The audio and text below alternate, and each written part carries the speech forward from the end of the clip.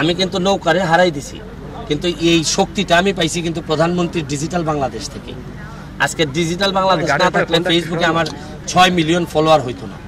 এই ফলোয়ার হয়ে কিভাবে আমার এলাকায় নির্বাচনটাকে নিরপেক্ষ বা এই পার্টিসিপেশন মানে অংশগ্রহণমূলক বানানোর জন্য সামাজিক যোগাযোগ মাধ্যম যে একটা ব্যাপক প্রেশার হিসাবে কাজ করে, এবং চাইলেও যে আপনি এতগুলা ক্যামেরার সামনে 2 নম্বরই করতে পারবেন না, এটা আমার নির্বাচনে প্রমাণ হয়েছে।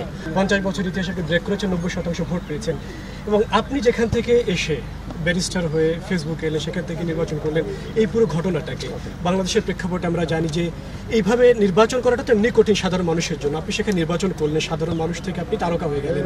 আপনি কি দৃষ্টান্তকে বিপ্লব বলতে চান? হ্যাঁ, এটা একটা বিপ্লবী বলতে পারেন। এটা সামাজিক যোগাযোগ মাধ্যম ডিজিটাল বাংলাদেশের একটা মজার বিষয় কি জানেন, প্রধানমন্ত্রীর যে ডিজিটাল বাংলাদেশের স্বপ্ন, এটার বাস্তবায়নের প্রথম উদাহরণ হয়েছে কিন্তু প্রধানমন্ত্রীর নৌকারে হারাইয়াই। আমি কিন্তু নৌকারে হারাই দিছি, কিন্তু এই শক্তিটা আমি পাইছি কিন্তু প্রধানমন্ত্রীর ডিজিটাল বাংলাদেশ থেকে। আজকে ডিজিটাল বাংলাদেশ না থাকলে ফেসবুকে আমার 6 মিলিয়ন ফলোয়ার হইতো না।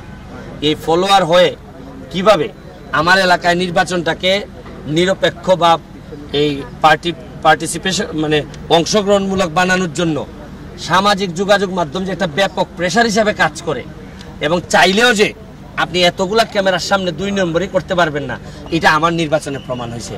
আর আরেকটা জিনিস প্রমাণ হয়েছে যে অনেকে ভুলে গেছিলেন যে মাঠে থেকে নেতা হওয়া যায়। অনেকে ভাবছেন যে খালি ঘাটে ঘাটেই নেতা হয়।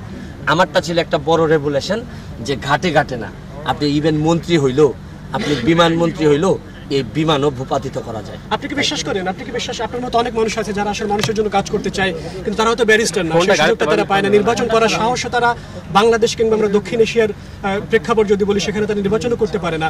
আপনি সেখানে নির্বাচন করলে সংসদ সদস্য হয়ে এলেন।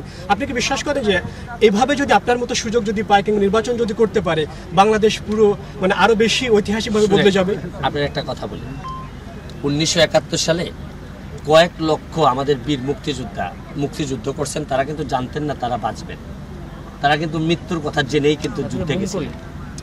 আমাদের সমস্যাটা কোথায় জানেন? 50 বছরের ব্যবধানে আমরা এতই কাপুরুষ হয়ে গেছি, আমরা এখন একজনও মরতে চাই না, সবাই বাঁচতে চাই। আর যে দেশের সবাই বাঁচতে চায়, এই দেশের কেউ বাঁচে না।